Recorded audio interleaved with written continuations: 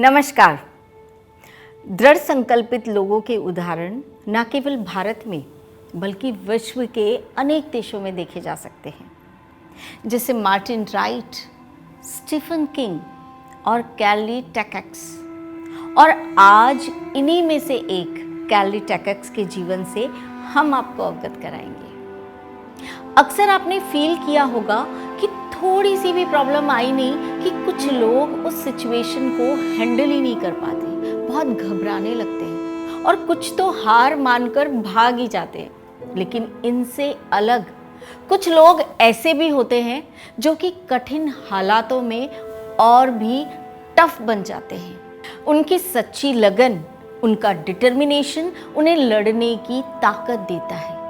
कुछ भी हो वो हार नहीं मानते और ऐसे ही लोग हिस्ट्री क्रिएट कर जाते हैं। आज जो कहानी मैं आपको सुनाने वाली हूँ, इस कहानी की शुरुआत होती है एक छोटे से देश हंगरी से। जब एक 20-22 साल का लड़का अपने देश हंगरी की आर्मी को ज्वाइन करता है और सार्जेंट कैली टैकेक्स बन जाता है।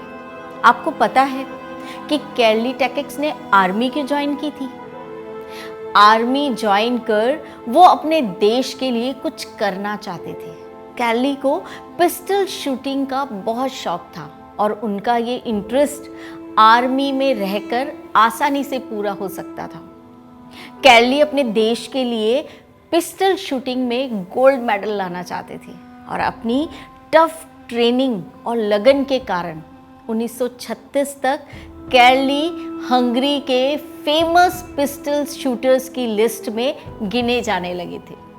इधर 1936 में ओलंपिक गेम्स होने वाले थे और एक अच्छा पिस्टल शूटर होने के कारण कैली चाहते थे कि वह ओलंपिक गेम्स में अपने देश हंगरी को रिप्रेजेंट करे। लेकिन ये उनके लिए बहुत मुश्किल था क्योंकि वो सिर्फ सेना में एक जवान थे और उस समय उनका देश हंगरी केवल कमीशन ऑफिसर को ही ओलंपिक्स में पार्टिसिपेट करने की परमिशन देता था। कैली के बहुत रिक्वेस्ट करने पर भी हंगरी सरकार अपने देश के रूल्स के कारण उन्हें ओलंपिक में पार्टिसिपेट करने की परमिशन नहीं देती है और इसी कारण से कैली का ओलंपिक्स में जाने का सपना टूट जाता है। 1936 के ओलंपिक के बाद कैली लगातार मैनेजमेंट को मनाने की कोशिश करते रहे और शूटिंग में उनकी एफिशिएंसी को देखते हुए मैनेजमेंट इस रूल को वापस ले लेता है। लेकिन कैली ने सपने में भी नहीं सोचा था कि अपने जिस हाथ में वो मेडल देखना चाहते हैं, उनका वो हाथ बहुत जल्द उनका साथ छोड़ने वाला है। 1940 के ओलंपिक के ठीक 2 साल पहले का समय था। कैली अपनी आर्मी ट्रेनिंग कर रहे थे, तभी एक फॉल्टी ग्रेनेड उनके सीधे हाथ में फट जाता है और उनके सपने के साथ साथ उनका ट्रेनिंग हैंड भी अपने साथ ले जाता है जिससे वो शूटिंग करते थे।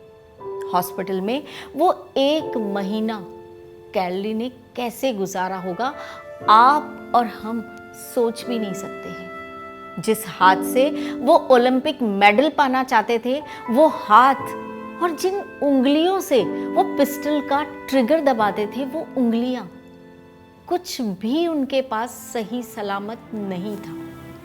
1 महीने के बाद कैली हॉस्पिटल छोड़कर कहीं चले गए और लो प्रोफाइल लाइफ जीने लगे।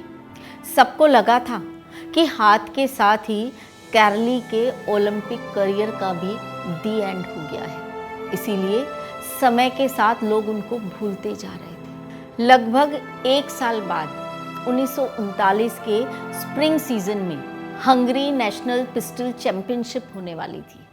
हंगरी के बाकी शूटर्स खूब प्रिपरेशन कर इस चैंपियनशिप में पार्टिसिपेट करने आए थे, लेकिन तभी उन्हें और बाकी सभी लोगों को एक बड़ा शॉक लगता है क्योंकि लगभग 1 साल से भी ज़्यादा समय के बाद कैली उनकी आंखों के सामने खड़े थे। लोगों को लगा कि कैली चैंपियनशिप को देखने आए हैं, उनके साथी शूटर्स ने इसके लिए बहुत हौसला अफजाई भी की।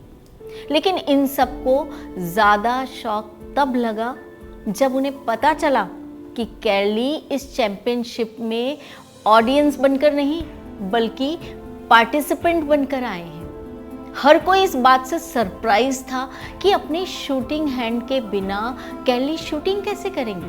कुछ समझदार लोगों ने ये अंदाज़ा लगाया कि वो अपने हैंडीकैप राइट हैंड से 2-4 कोशिश करेंगे और चले जाएंगे।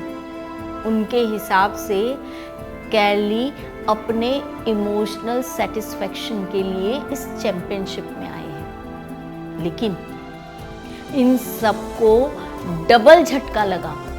एक तो ये कि कैली ने ना सिर्फ अपने ट्रेन्ड राइट हैंड की जगह अपने लेफ्ट हैंड से निशाना लगाया, और दूसरा झटका ये था कि उनका हर निशाना बुलजाई लगा और वो लेफ्ट हैंड से शूटिंग कर इस चैंपियनशिप को जीत गए।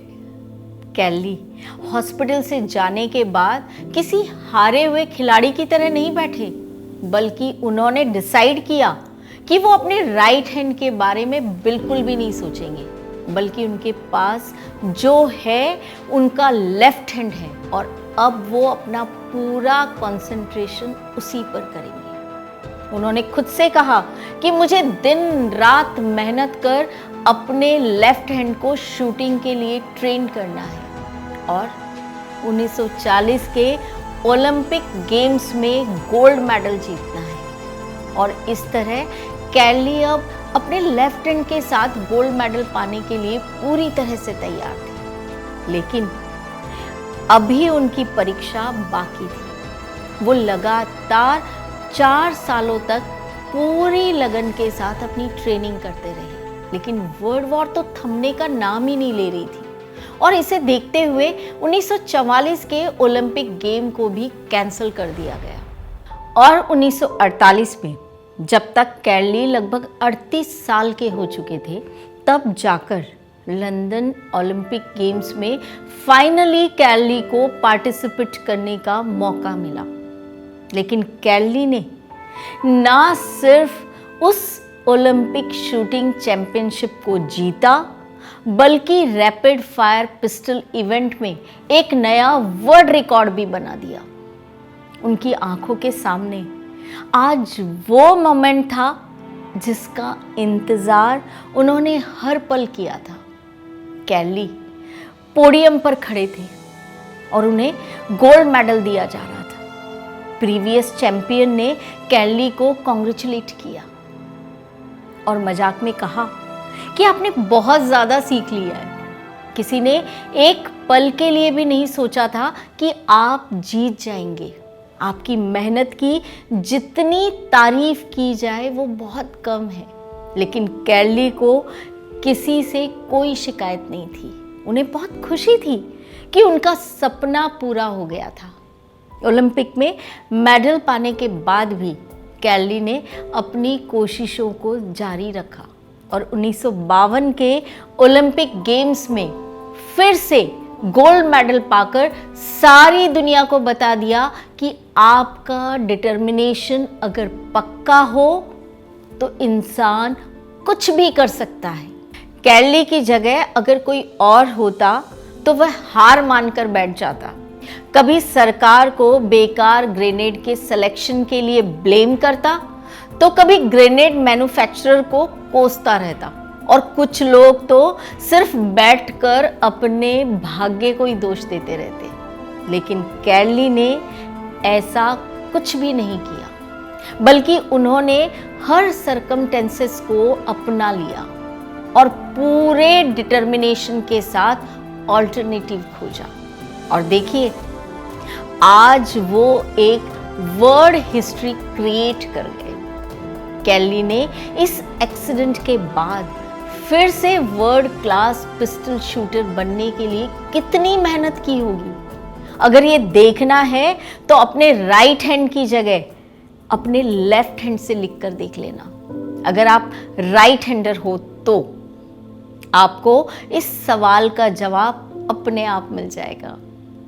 इसलिए मैं आपको भी ये सजेस्ट करूंगी कि आप जो भी काम करें वे पूरे डिटर्मिनेशन, पूरी मेहनत, सच्ची लगन के साथ करें। थोड़ा समय ज़रूर लगेगा, लेकिन जीत आपकी होगी।